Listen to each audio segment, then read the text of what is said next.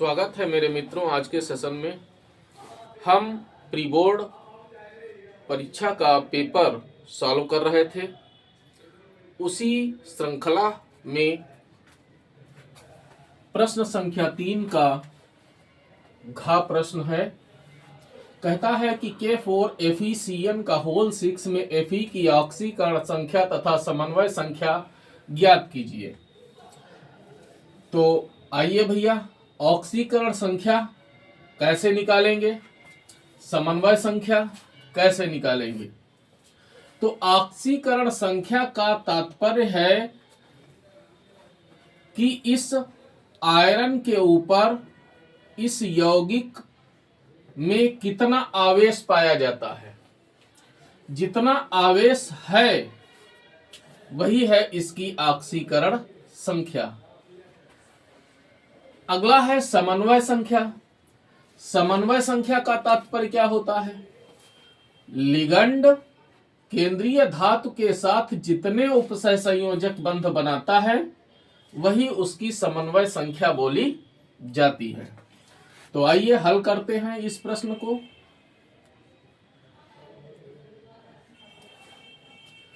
तो देखिए भैया, दिया हुआ है K4 FeCN का होल 6।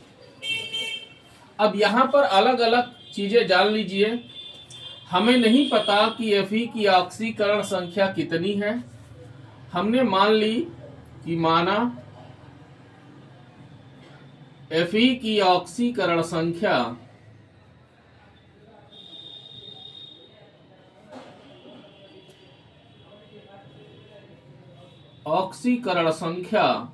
बराबर x। हमने x मान लिया। अब इसके अलावा आपको K की पता होना चाहिए। तो भैया K की ऑक्सीकरण संख्या कितनी है? +1 होती है पोटेशियम की। Cn है साइनाइड, इसके ऊपर माइनस का एक चार्ज होता है, पोटेशियम पर प्लस का एक होता है, इसलिए ऑक्सीकरण संख्या +1। इस पर माइनस का एक आवेश होता है तो ऑक्सीकरण संख्या -1। तो आइए इन मानों की सहायता से हम Fe की ऑक्सीकरण संख्या ज्ञात करते हैं। तो पोटेशियम +1 कितने हैं? 4 हैं, तो गुणा 4। एक ब्रैकेट में कर दीजिए, प्लस का निशान लगा दीजिए।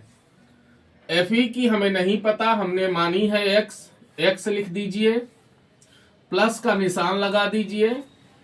Cn की ऑक्सीकरण संख्या -1 होती है, ब्रैकेट के अंदर लिखिए -1। 6 हैं, गुणा 6 बराबर 0।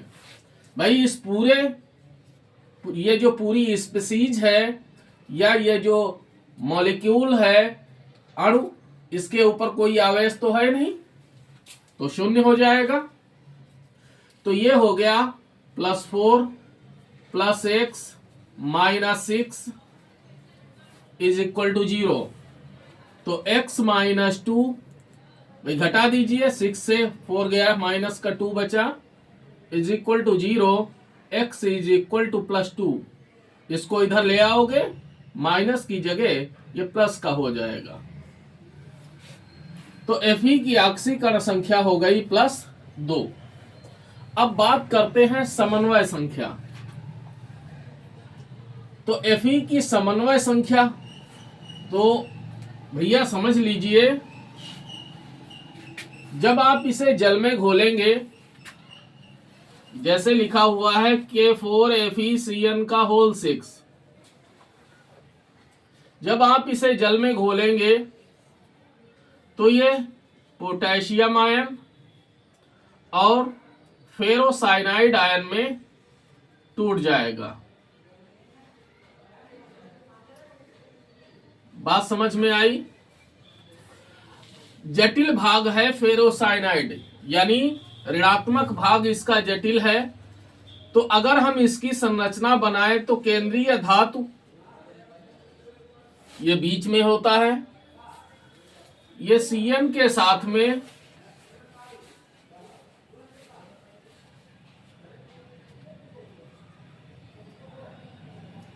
यानी Cn के द्वारा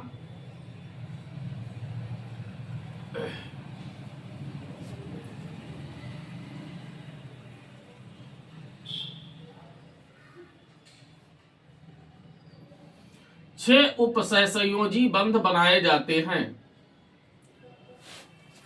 आपको पता होना चाहिए कि Cn मोनोडेंटेट लिगंड है, यानी एक दंती लिगंड है। जितने भी एक दंती लिगंड होते हैं ये केंद्रीय धातु परमाणु के साथ में एक उपसहसंयोजक बंध बनाते हैं। तो ये मोनोडेंटेट लिगंड है Cn।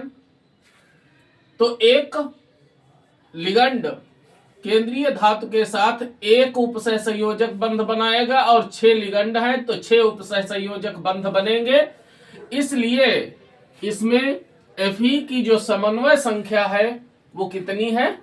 6 है। यानी ये जो आयरन है ये Cn के साथ में 6 उपसहसंयोजक बंध बना रहा है, इसलिए इसकी जो समन्वय संख्या है वो है 6।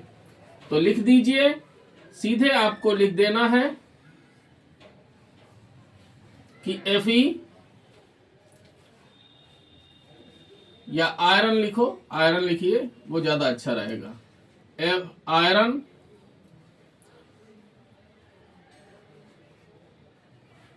Cn जो कि क्या है? लिगंड है, के साथ लिगंडों कर दो, लिगंडों के साथ 6 उपसहसंयोजक बंध बनाता है।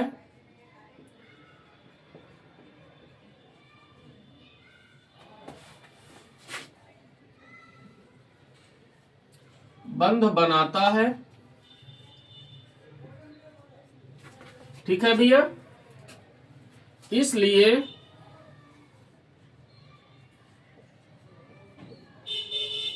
Fe की समन्वय संख्या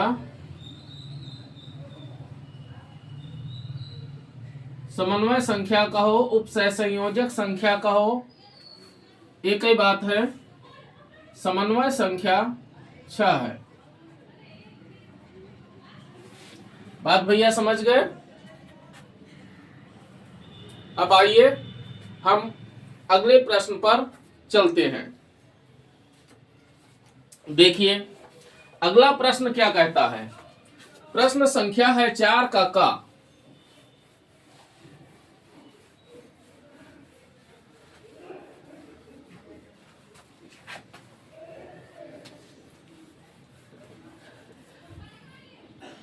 तो प्रश्न संख्या 4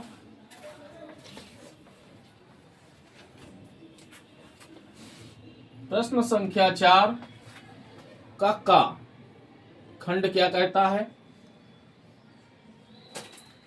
कहता है प्रथम कोटि अभिक्रिया में 100 मिनट पश्चात किसी पदार्थ का सांद्रण अपने प्रारंभिक सांद्रण का 99% विघटित हो जाता है। अभिक्रिया के वेग स्थिरांक की गणना कीजिए। तो क्या सवाल है, मैं लिखे देता हूं। प्रथम कोटि अभिक्रिया में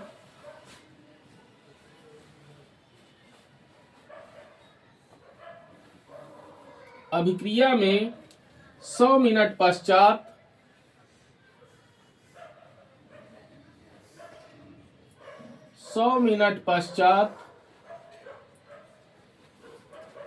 किसी पदार्थ का सांद्रण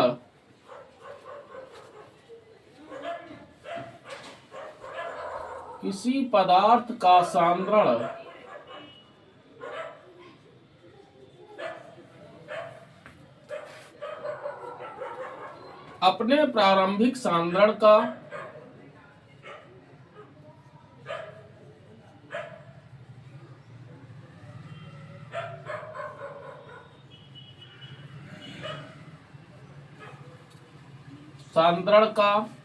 99% विघटित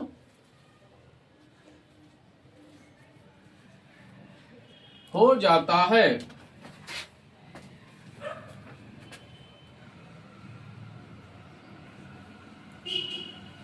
हो जाता है। अभिक्रिया के वेग स्थिरांक की गणना कीजिए।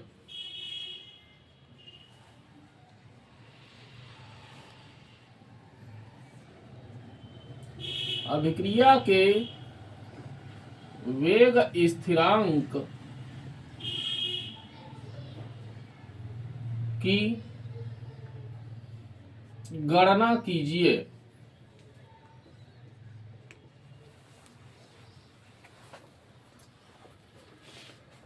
यह है भैया आपका 3 नंबर का प्रश्न। आप इसे सही से हल करेंगे, आपको 3 नंबर मिलेगा, पूरा मिलेगा, उसमें कोई कटौती नहीं होनी है। बात भैया समझ गए? तो देखिए, प्रथम कोटि की अभिक्रिया है। कैसे हल करेंगे हम इस सवाल को? 100 मिनट है, तो ये आपका समय है, तो लिख दीजिए t बराबर 100 मिनट। 100 मिनट कहता है कि किसी पदार्थ का सांद्रण अपने प्रारंभिक सांद्रण का 99% विघटित हो जाता है। यानी जो विघटन की मात्रा है वो प्रतिशत में दी है। तो प्रारंभिक सांद्रण को, ये तो समय हो गया, ये था समय, समझे भैया? तो प्रारंभिक सांद्रण को हम क्या मानेंगे, किस अक्षर से प्रकट करेंगे? हमने ए से प्रकट किया। यह हो गया प्रारंभिक सांद्रण, ठीक है, जो कि है 100। भाई प्रतिशत में मान दिया है, तो प्रारंभिक सांद्रण को हम क्या मानेंगे? 100 मानेंगे। समझ में आई बात?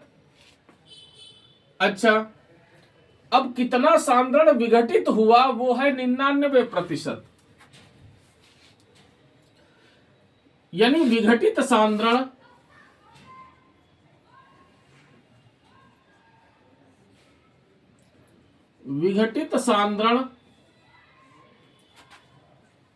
जिसे हम x से प्रकट करते हैं, जो कि है 99%, तो वो हो गया 99। तो शेष सांद्रण कितना बचा? शेष सांद्रण जो कि क्या है, a से x हम घटा दे देंगे, यानी ये है a माइनस एक्स। तो 100 माइनस 99 बराबर आ गया 1।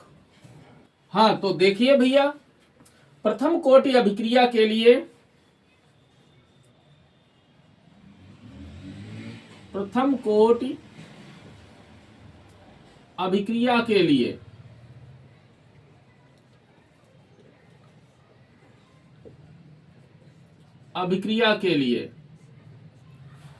वेग स्थिरांक को कैपिटल के से प्रकट करते हैं।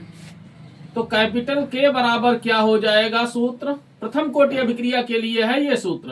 तो के बराबर 2.303 बटा टी log बेस 10 a बटा a माइनस एक्स, ये सूत्र होता है वेग स्थिरांक का। तो रख दीजिए 2.303 बटा टी का मान है 100 बटा 100 log बेस 10 a का मान है 100 बटा a minus x, a minus x है 1 बराबर 2.303 अपॉन 100 log बेस 10। तो 1 से भाग दिया 100 हो गया। अच्छा, 100 को हम क्या लिख सकते हैं? 10 गुणा 10 या 10 की घात 2 लिख सकते हैं ना। बराबर 2.303 अपॉन 100 गुणा, ये 2 कहां चला आएगा, log से पहले आ जाएगा, तो क्या हो जाएगा 2 log बेस 10 बात समझ में आई भैया, बराबर 2.303 अपॉन 100, बात समझ में आई। अच्छा ये इधर क्या हो गया 2 गुणा 1, ये 1 कहां से आ गया, log बेस 10 का मान जो है, चूंकि log base 10 is equal to 1, यानी 1 होता है इसका मान। समझ में आई बात भैया। अब ये आपका हो गया 2 से इसमें गुणा कर दीजिए। अक्सर क्या करते हैं 2 से इसको काटने लगते हैं कि 2 से काटा 50 आया, मैं ये नहीं करूंगा। आप देखिए मेरे हल करने के तरीके को, हमने क्या किया इसमें गुणा कर दिया 2 से, तो के बराबर 2 तिया 6, 0, 2 तिया 6 और 2 दूनी 4 बटा 100। बात भैया समझ गए। तो के बराबर, तो आ जाइए भाई, 100 को हम क्या लिख सकते हैं 10 की पावर 2 लिख सकते हैं ना, तो 4.606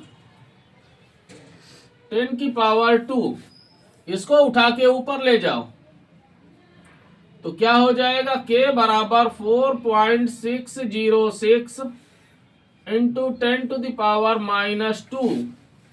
बात समझ गए भैया, प्रति सेकेंड,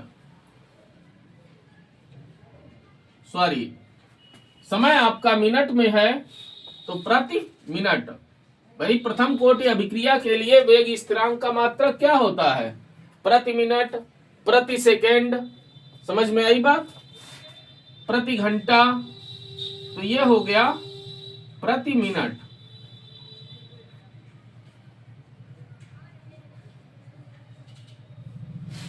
ये हो गया तुम्हारा आंसर। इतना आप करेंगे आपको 3 नंबर मिल जाएगा। तो भैया प्रश्न संख्या 4 का खा क्या कहता है, कहता है कोलराउस का नियम क्या है, इसके 2 अनुप्रयोग लिखिए। तो अगर आप कोलराउस का नियम लिखते हैं तो उसका 1 नंबर आपको मिलेगा, फिर आपको 2 अनुप्रयोग लिखने हैं, उसका 2 नंबर आपको अलग से मिलेगा। तो पहली चीज तो कोलराउस का नियम है क्या,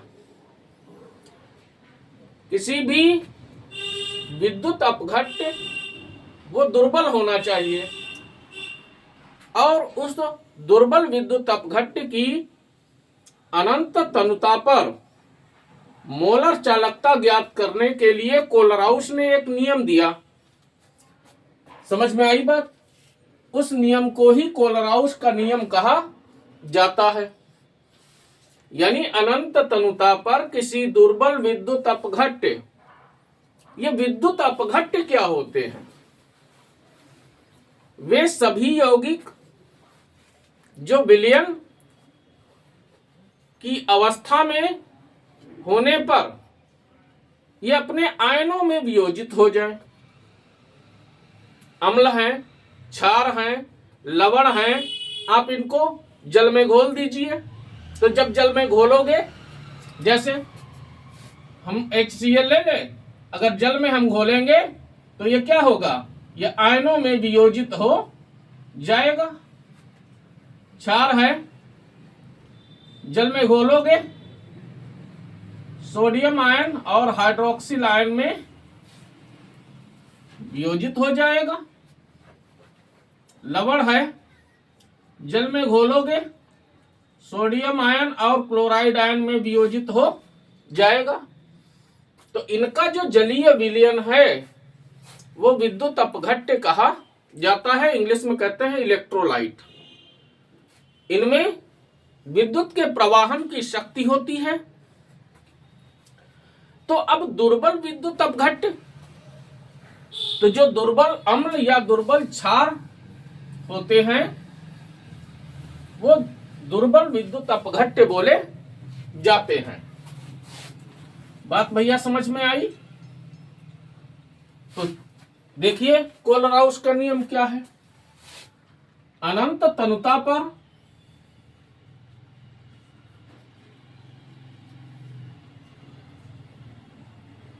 किसी दुर्बल विद्युत अपघट्य, हमने शॉर्ट में लिख दिया विद्युत अपघट्य,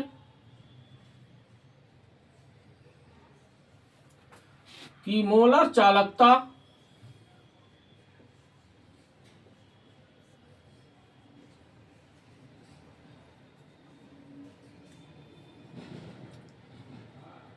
उसके धनायनों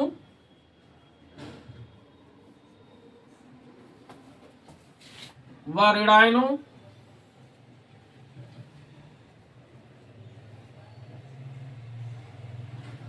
की आयनिक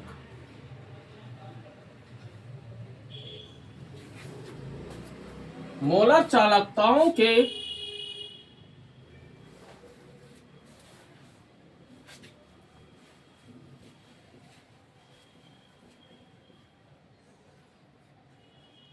योग के बराबर होती है।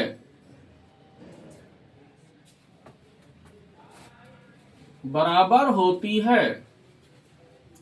तो फिर से भैया देख लीजिए, कहता है अनंत तनुता पर किसी दुर्बल विद्युत अपघट्य की मोलर चालकता उसके धनायनों और ऋणायनों की आयनिक मोलर चालकताओं के योग के बराबर होती है। बात समझ गए? यही है कोलराउस का नियम। अब कहता है इसके दो अनुप्रयोग लिखो। तो हेडिंग डाल दीजिए अनुप्रयोग।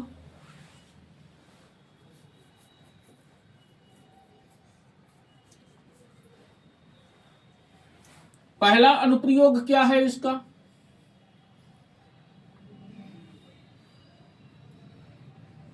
अनंत तनुता पर यह हेडिंग आपको डाल लेनी है। अनंत तनुता पर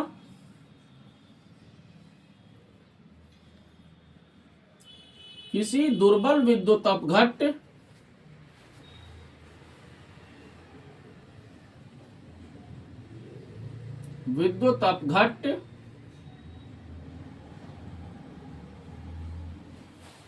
की मोलर चालकता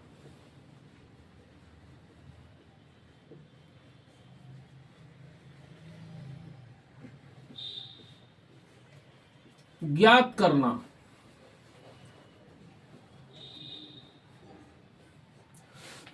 बात भैया समझ में आई? अब इसमें हम दुर्बल विद्युत अपघट्य की मोलर चालकता अनंत तनुता पर कैसे ज्ञात करें? आप इस बात को समझने का भैया प्रयास करिए कि कोई भी दुर्बल विद्युत अपघट्य है तो दुर्बल विद्युत अपघट्य का मतलब होता है कि उसका जो वियोजन है वो बहुत कम हो रहा है। अनंत तनुता मतलब इसका जो सांद्रण है दुर्बल विद्युत अपघट्य का, वो सांद्रण बहुत कम है, यानी बहुत पतला है। बात समझ में आई? जैसे उदाहरण के तौर पर आपने आधा गिलास पानी लिया और आधे गिलास पानी में 5 बूंद आपने ग्लेशियल एसिटिक एसिड डाल दिया। आधे गिलास पानी में तुम 5 बूंद डालोगे ग्लेशियल एसिटिक एसिड, तो वो विलयन तो है, लेकिन वो विलयन अनंत तनुता वाला है, बहुत पतला है, बहुत हल्का, बहुत फीका, ऐसे आप समझिए। तो हम उसका उसकी जो मोलर चालकता है हम कैसे ज्ञात करें, तो उसका एक तरीका कोलराउस जी ने बताया है। वो तरीका क्या है कि जो प्रबल विद्युत अपघट्य होते हैं, इनकी सहायता से दुर्बल विद्युत अपघट्य की अनंत तमता पर मोलर चालकता ज्ञात की जाती है। बात भैया समझ गए। अब यहां पर एक सूत्र मैं भूला जा रहा था, वो सूत्र मैं आपको लिखे देता हूं, वो भैया याद भी रखिए आप। जो मोलर चालकता है उसको वेज एम से प्रकट किया जाता है। ये कौन सा चिन्ह है? वेज। इसको क्या पढ़ते हैं? वेज पढ़ा जाता है। ठीक है। अब अनंत तनुता पर है तो ऊपर इनफाइनाइट का सिंबल बना देते हैं, बराबर। कहता है कि इसकी आयनिक धनायनों और ऋणायनों की आयनिक मोलर चालकताओं के, तो यह हो गया। आयनिक को हम लैम्डा से प्रकट करेंगे, अनंत तनुता पर है, इनफाइनाइट का चिन्ह लगा देंगे। धनायन की है, प्लस चिन्ह आप लगा देंगे। समझ में आई बात? और इससे पहले V+ लिख देंगे। ये V+ क्या है? मतलब धनायनों की संख्या को ये प्रकट करता है। ये जो है ये धनायनों की संख्या को बताता है। जैसे अगर 2 धनायन हो तो यहां पर 2 लिखा जाएगा। बात समझ गए? प्लस ऐसे ही ये ऋणायन की हो गई। बात भैया समझ गए?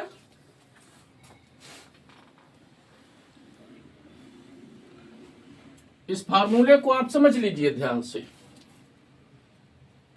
अब हम मोलर चालकता ज्ञात कर रहे हैं,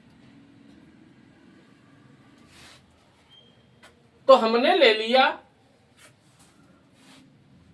जैसे HCl की। HCl हमारा एक उदाहरण के माध्यम से आपको देना है। अनुप्रयोग जो है उदाहरण के माध्यम से आपको दर्शाना है। तो कैसे भैया? देखिए,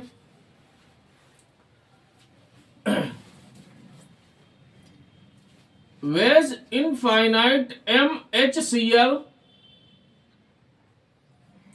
यानी HCl की मोलर चालकता, अनंत तनुता पर HCl की मोलर चालकता, क्या समझेंगे इसको?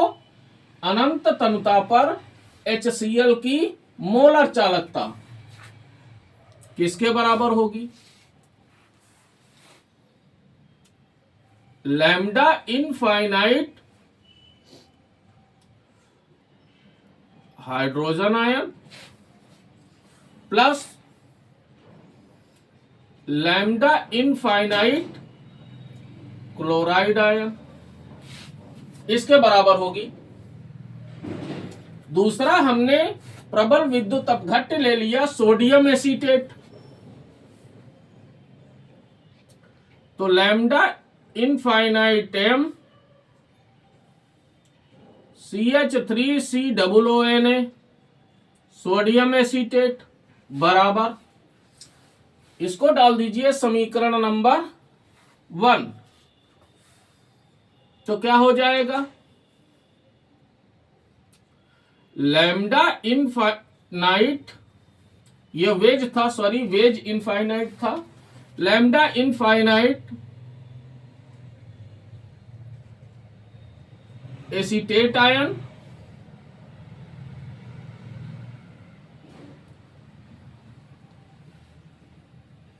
Plus lambda infinite sodium ion, समीकरण नंबर 2। तीसरा हमने ले लिया NaCl, wedge infinite M NaCl, यह भी प्रबल विद्युत अपघट्य है। तो lambda infinite sodium ion plus lambda infinite chloride ion, समीकरण नंबर 3। हमने इन्हीं का चुनाव क्यों किया? उसका कारण यह है कि जब हम सोडियम एसीटेट की HCl से क्रिया कराएंगे तो हमें एसिटिक एसिड प्राप्त होगा। आप इधर अभिक्रिया से समझ लीजिए कि CH3COONA sodium acetate plus HCl gives acetic acid plus NaCl, जिसमें ये भी प्रबल विद्युत अपघट्य, ये भी प्रबल विद्युत अपघट्य, ये भी प्रबल विद्युत अपघट्य है, केवल ये दुर्बल विद्युत अपघट्य है। तो इसकी हमें मोलर चालकता ज्ञात करनी है, वो भी अनंत तनुता पर। तो हम इसकी मोलर चालकता ज्ञात करने के लिए हम क्या करें? हम इनकी मोलर चालकताओं के योग से इसकी मोलर चालकता हम घटा दें तो हमें इसकी पता चल जाएगी। हमको वही यहां पर करना है। हमें समीकरण 1 और 2 के योग से समीकरण 3 घटा देनी है। बात समझ गए भैया? तो समीकरण 1 व 2 के योग से समीकरण 3 घटाने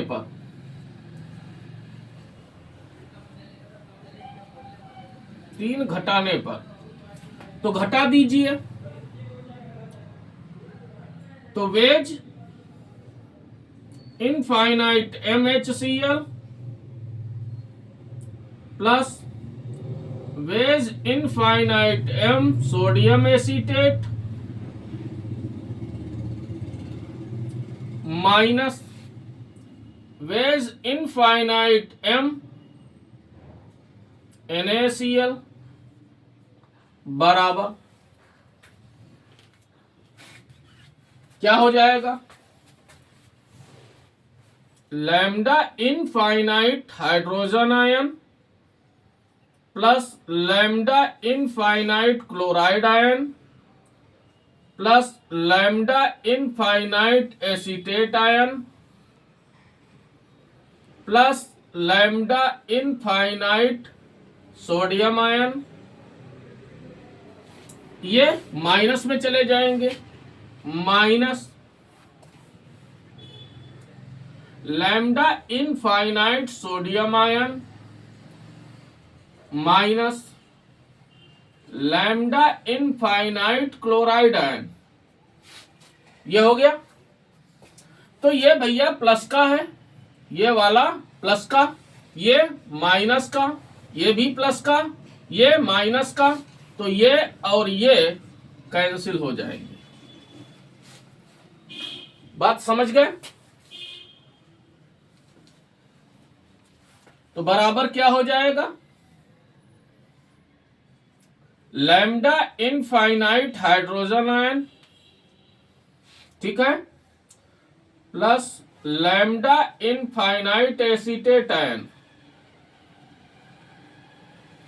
अब ये बराबर किसके होगा? ये होगा बराबर wedge infinite M acetic acid. तो इस तरीके से हम इनकी मोलर चालकताओं की सहायता से, तो नीचे लिख दीजिए इस प्रकार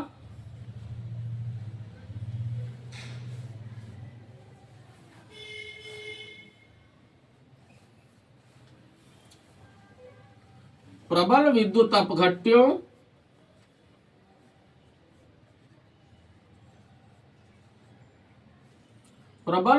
अपघट्यों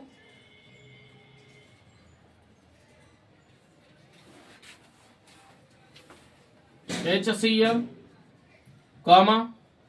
CH3COONA यानी सोडियम एसीटेट, NaCl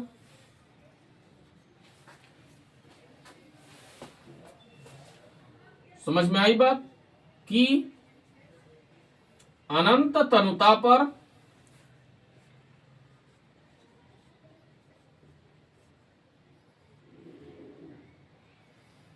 कि मोलर चालकताओं की सहायता से, ऐसे लिखो कि मोलर चालकताओं की सहायता से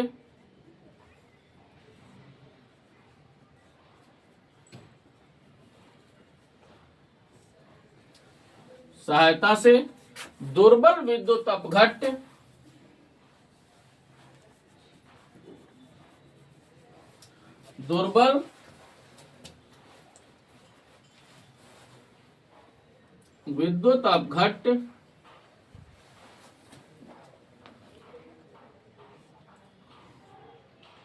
कौन? Acetic acid. दुर्बल विद्युत अपघट्य एस्टिक एसिड, ठीक है, कि मोलर चालकता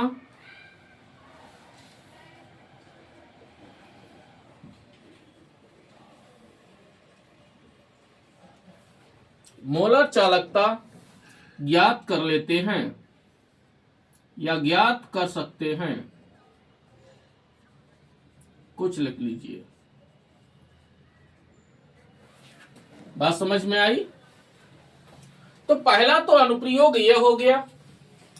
इतना करोगे भैया तो आपको 1 नंबर मिलेगा। समझ में आई बात?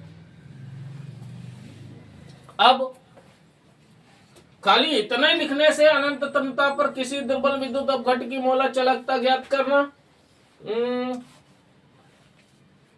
आप पूरा तैयार करिए इसको अच्छे से।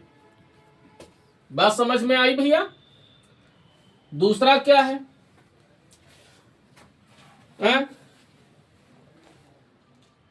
बोलो भाई।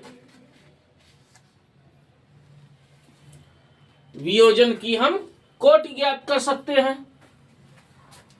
तो कैसे ज्ञात करते हैं? देखिए दूसरा अनुप्रयोग, खुद तैयार कर लो इसको, कई बार पूछा जा चुका है।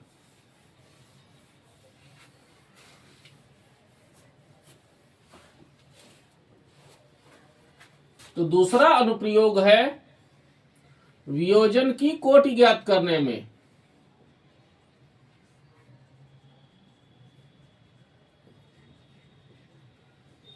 कोटि ज्ञात करने में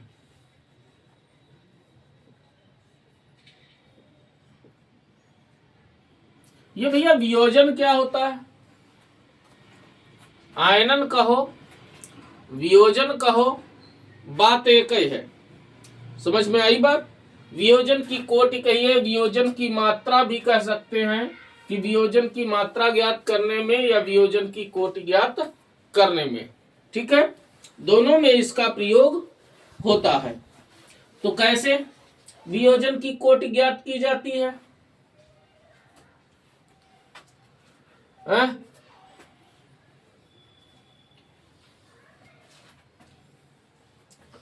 तो अल्फा बराबर सूत्र होता है वेज सीएम बटा वेज इनफाइनाइट एम। यह फार्मूला होता है। इस फार्मूले की सहायता से हम वियोजन की कोटि हम ज्ञात कर लेते हैं। अच्छा, यह है क्या? वेज सीएम बराबर सी सांद्रता पर, कोई सांद्रता है तो उसको हमने सी मान लिया, सी सांद्रता पर विद्युत अपघट्य की मोलर चालकता, विद्युत अपघट्य की मोलर चालकता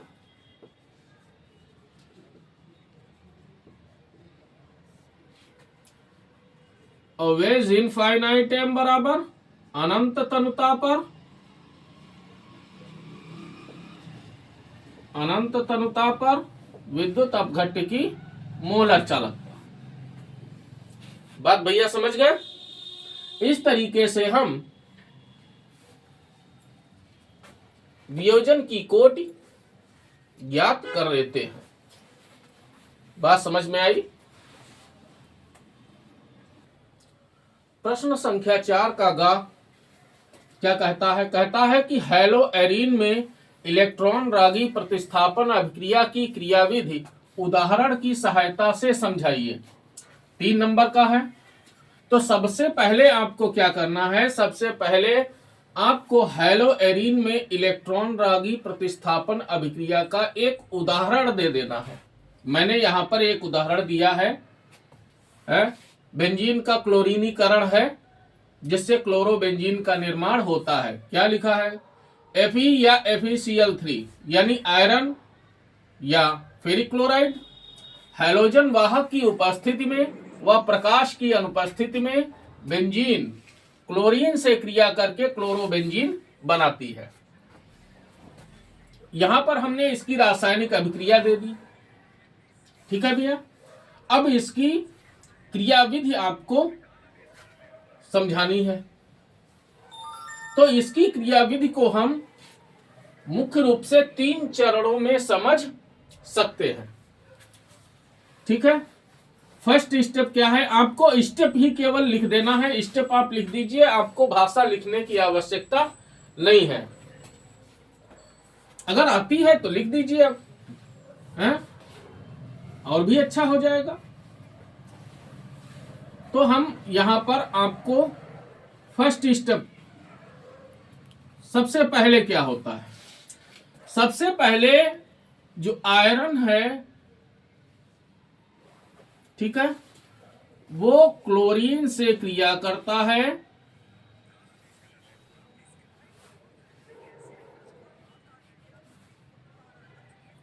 और क्रिया करके FeCl3 बना देता है। इतनी बात भैया समझ गए? अब क्या होता है? तो ये जो स्टेप है आपका, इस स्टेप को आपको ब्रैकेट में कर देना है, क्योंकि इस स्टेप का इस अभिक्रिया से कोई लेना देना नहीं। ये स्टेप इस अभिक्रिया के अतिरिक्त है। ठीक है। तभी हमने लिखा कि Fe या FeCl3। भाई आप इसकी जगह पे इसका भी प्रयोग कर सकते हैं। तो अब क्या होगा? ये जो फेरिक क्लोराइड है,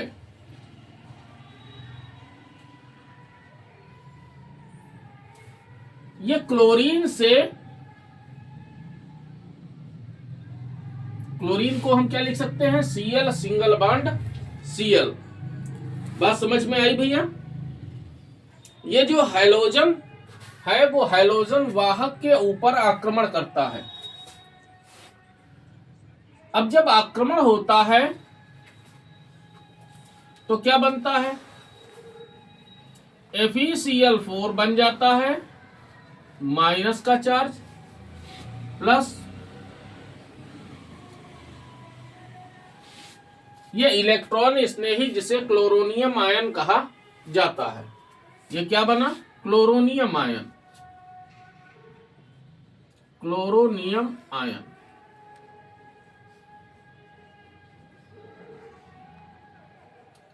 ये क्या है? ये है इलेक्ट्रॉन स्नेही या इलेक्ट्रोफाइल भी इसे कहा जाता है, इलेक्ट्रॉन रागी भी बोला जाता है, कुछ भी कह लीजिए। इलेक्ट्रॉन रागी का मतलब इलेक्ट्रॉन से अनुराग रखने वाला, इलेक्ट्रॉन स्नेही इलेक्ट्रॉन से स्नेह रखने वाला। ठीक है। यानी इलेक्ट्रॉन के प्रति आकर्षण रखने वाला। और इलेक्ट्रॉन ऋण आवेशित होता है, तो ये जो अनुराग रखेगा, स्नेह रखेगा, आकर्षण रखेगा, वो कैसा होगा? धनावेशित होगा। भाई धन ही वाला तो जो है माइनस के आकर्षण में रहेगा। तो ये है आपका इलेक्ट्रॉन स्नेही या इलेक्ट्रॉन रागी भी इसे कह सकते हैं। एक ही बात है,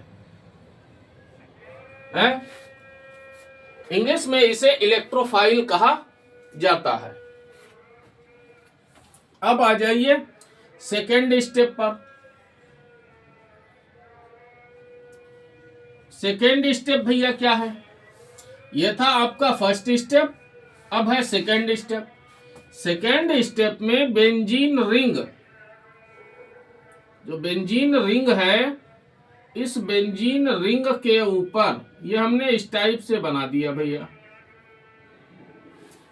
इस बेंजीन रिंग के ऊपर ये जो इलेक्ट्रॉन स्नेही है ये आक्रमण करता है। तो हमें पता होना चाहिए कि हर कोने पर CH बैठा हुआ है, ठीक है। और जब ये आक्रमण इस पर करता है तो आक्रमण के फलस्वरूप क्या होगा, आप इसे ध्यान देना कि ये जो पाई बंध बनाने वाले जो ये दो इलेक्ट्रॉन हैं, इन दो इलेक्ट्रॉनों की सहायता से ये क्लोरोनियम आयन इस कार्बन के साथ में जुड़ जाता है। अब देखना भैया, यहीं से इसका अनुनाद स्थायीकरण प्रारंभ हो जाता है।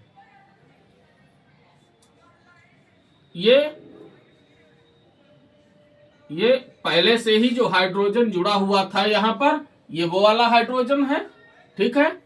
और तुम अगर इसको ऐसा समझ लो, ये एक डंडी है रखी हुई, इस डंडी को ये खींच लेता है, सट से अपने साथ जोड़ लेता है। तो अब जब ये डंडी खींचता है तो इस डंडी के सिरों पर दो इलेक्ट्रॉन होते हैं। भाई ये जो डंडी है, इस डंडी के एक सिरे पर ये इलेक्ट्रॉन, दूसरे सिरे पर ये इलेक्ट्रॉन। तो ये इलेक्ट्रॉन एक तो इसके पास ही रहता है, कार्बन के पास में। इसका वाला जो इलेक्ट्रॉन है, जो यहां पर ये कार्बन बैठा हुआ है, इसका इलेक्ट्रॉन जो है वो क्लोरीन के पास ट्रांसफर हो जाता है, जिसकी वजह से इस कार्बन के ऊपर प्लस आवेश आ जाता है। बात भैया समझ गए? इस पर धन आवेश आ जाता है। अब क्या होता है, अब जब इस पर धनावेश आ जाता है तो ये जो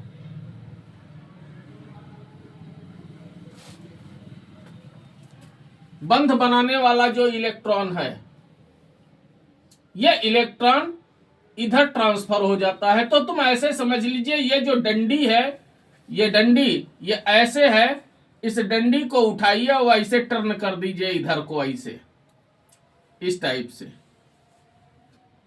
सीधी कर दीजिए, खड़ी डंडी कर दीजिए। तो जब इस पड़ी हुई डंडी को जब तुम खड़ी करोगे तो क्या होगा भाई, ये तो इलेक्ट्रॉन यहीं पे रहेगा, ये वाला जो इलेक्ट्रॉन है ये ट्रांसफर हो जाएगा, ये यहां पे इधर इस सिरे पे पहुंच जाएगा, है ना। तो जब ये इस सिरे पे पहुंच जाएगा तो फिर इस कोने पर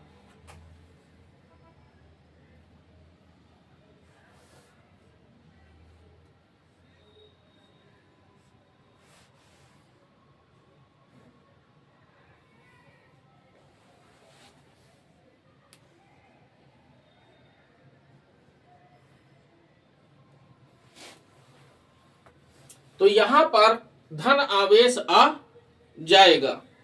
बात भैया समझ गए? ये यहां पे आ जाएगा धन आवेश।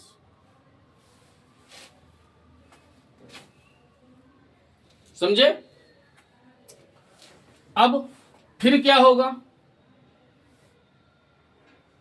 अब ये जो खड़ी डंडी है ये पड़ी हो जाएगी। अब ये जो खड़ी है इसको फिर इधर को ऐसे मोड़ दीजिए, यहां पे रख दीजिए। मतलब इसमें खड़ी डंडी को पड़ा करना है और पड़ी डंडी को खड़ा कर लेना है, यही चलेगा क्रम इसमें।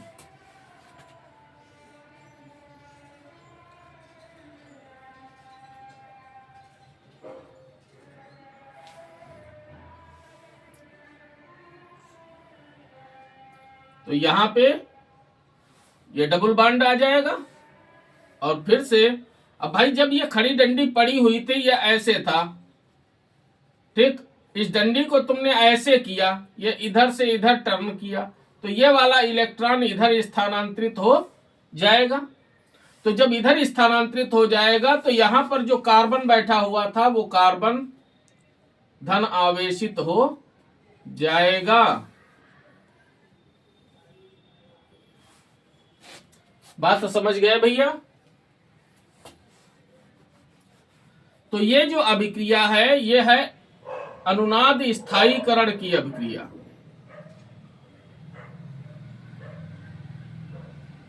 अब इसको इन सभी संरचनाओं की एक अनुनाद संरचना बना देते हैं। बीच में प्लस का चार्ज दिखा देंगे और ऐसे दर्शा दीजिए। ये अनुनाद संरचना है, ये अनुनाद स्थायीकृत संरचनाएं हैं। समझ में आई बात। अब आ जाइए थर्ड स्टेप।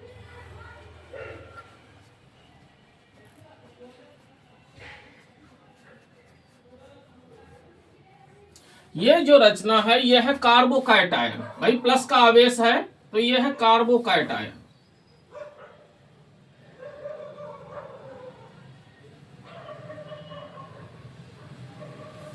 कार्बोकैटायन बोला जाता है इसे। समझे भैया। अब इस कार्बोकैटायन, ये जो कार्बोकैटायन है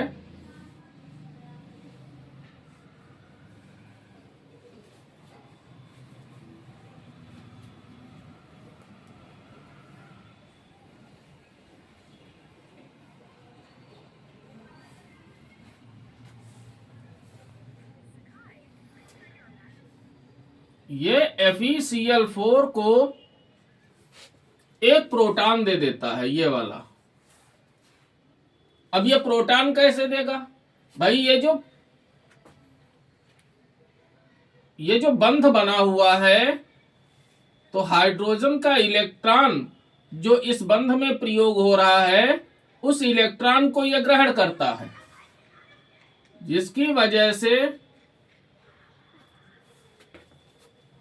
ये इसको दे देता है। यानी जब भाई ये है, ठीक है भैया, समझिए। अब ये ऐसे जुड़ा हुआ है, ये इलेक्ट्रॉन है, ये इधर कार्बन है, इसके साथ जुड़ा हुआ है। तो ये कार्बन क्या करेगा, ये जो है इसको, इस इलेक्ट्रॉन युग्म को ले लेता है। अब लेगा क्या, लेगा थोड़े ना, वो करेगा क्या, देखो यहां पे समझो। ये क्या करता है, ये वाली जो डंडी है, इस डंडी को, ये जो तिरछी है, इसको यहां पे खिसका देता है, यहां पे ले आता है। तो इसका जो इलेक्ट्रॉन है वो यहां ट्रांसफर हो जाता है। तो जिसकी वजह से इसका प्लस आवेश गायब हो जाता है और इस हाइड्रोजन के ऊपर चूंकि इसका इलेक्ट्रॉन चला गया, ठीक, तो इसके ऊपर प्लस आवेश आ जाता है।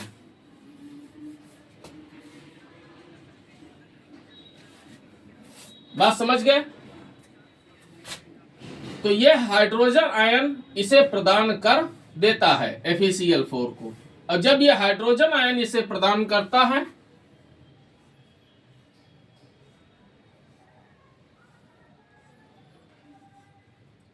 तो भैया इस पर से आवेश गायब हो जाता है। अभी हमने आपको समझाया था कि ये यहां पर ट्रांसफर होके आ जाएगा इलेक्ट्रॉन। तो इसका ये जो धन आवेश है ये गायब हो जाएगा, क्लोरोबेंजीन बन जाता है और इसमें से पुनः Cl- यानी क्लोराइड आयन पृथक होता है और वो इसके साथ में जुड़कर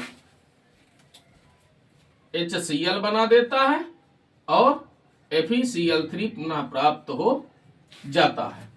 तो FeCl3 अभिक्रिया में हैलोजन वाहक की भूमिका निभा रहा है। भाई ये क्लोरीन को ले गया,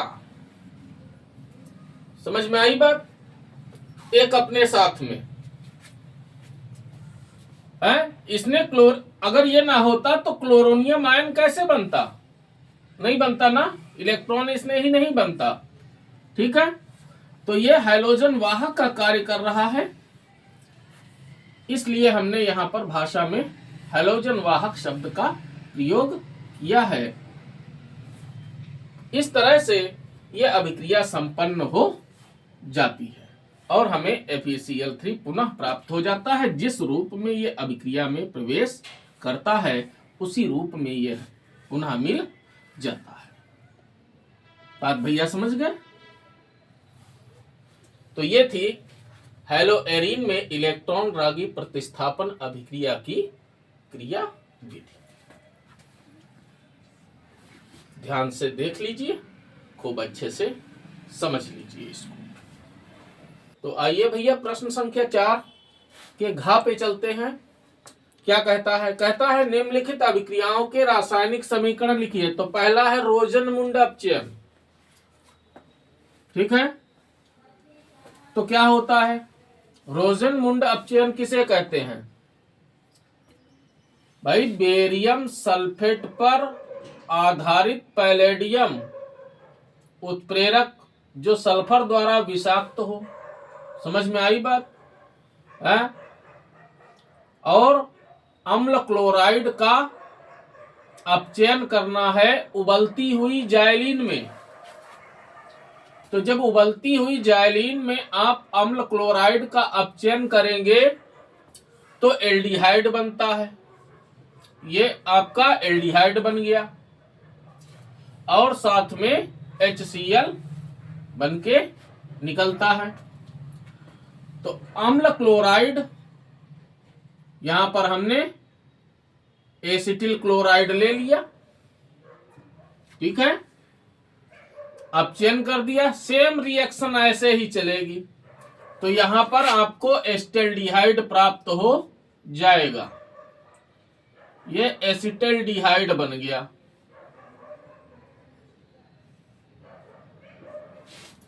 समझे भैया? ये एस्टेल्डिहाइड प्राप्त हो जाएगा। अगला क्या है? अगली है स्टीफन अभिक्रिया। इसमें क्या है? एल्किल नाइट्राइल कह लीजिए चाहे एल्किल साइनाइड कह लीजिए, बात एक है। स्टेनस क्लोराइड उत्प्रेरक की उपस्थिति में अम्लीय माध्यम में इसका अपचयन करना है। तो ये हाइड्रोजन कहां से मिलता है? ये SnCl2 प्लस 2HCl बन जाता है SnCl4 प्लस 2 हाइड्रोजन। समझ में आई बात? ये हाइड्रोजन परमाणु इस अभिक्रिया से प्राप्त होता है। अब जब इसका अपचयन होता है तो एक मध्यवर्ती उत्पाद मिलता है एल्डिमीन। आप देख लीजिए, यहां पर जो ट्रिपल बॉन्ड है, जब इसमें से एक बॉन्ड हटेगा तो एक हाइड्रोजन C से जुड़ जाता है, एक H से जुड़ जाता है। ये भैया वही है। ठीक है, अब पॉइंट लगा के HCl लिख दीजिए। अब इसका भाप द्वारा जल अपघटन कर दीजिए। तो भाप द्वारा जल अपघटन करोगे तो यहां से ये भाग इतना ये अलग हो जाएगा। समझे भैया? ठीक है, ये इतना अलग हो जाएगा और ये इतना भाग अलग होकर इसके साथ में ऑक्सीजन जुड़ जाएगा जो यहां से प्राप्त होगी। अब 2 हाइड्रोजन और ये इतना भाग, ठीक, तो NH2 हो गया। 2 और हाइड्रोजन मिले तो NH4 हो गया और Cl, अमोनियम क्लोराइड भी बन जाएगा, साथ में एल्डिहाइड बनता है। आइए इसका उदाहरण ले लीजिए। आपको जहां पर ऐसे पूछे तो आपको एक सामान्य अभिक्रिया अगर है तो दीजिए, नहीं है तो कोई बात नहीं। आइए उदाहरण ले लेते हैं। हमने ले लिया मेथिल साइनाइड, चाहे मेथिल साइनाइड कहो चाहे मेथिल नाइट्राइल कहो, एक ही बात है भैया। तो ये है मेथिल साइनाइड या मेथिल नाइट्राइल। अपचयन कर दिया तो ये मेथिल एल्डिमीन बन गया। क्या बना? मेथिल एल्डिमीन।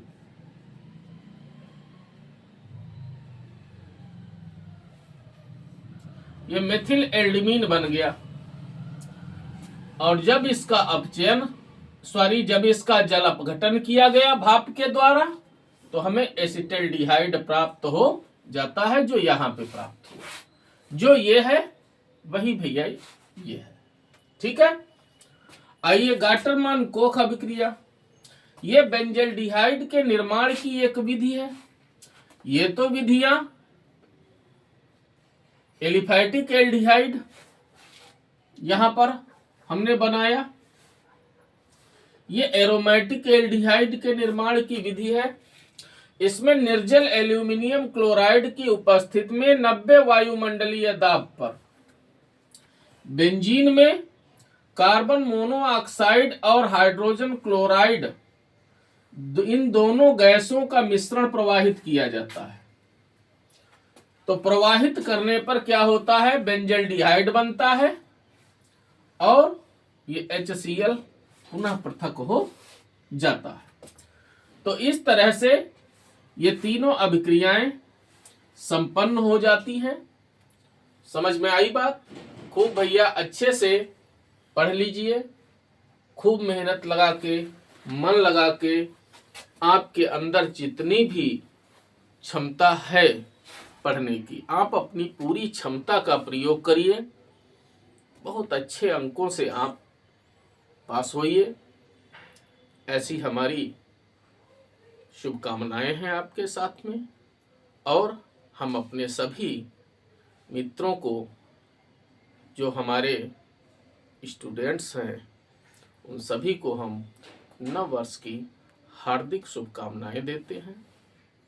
हम सदैव आपके साथ तब तक जुड़े रहेंगे जब तक आप इंटरमीडिएट का रसायन विज्ञान का पेपर दे नहीं देते हैं। हम उसके बाद भी जुड़े रहेंगे आपके साथ। अगर आप चाहते हैं तो हम आपकी CET की मुफ्त तैयारी भी करवाएंगे। आप हमारे चैनल से जुड़े रहिए। धन्यवाद।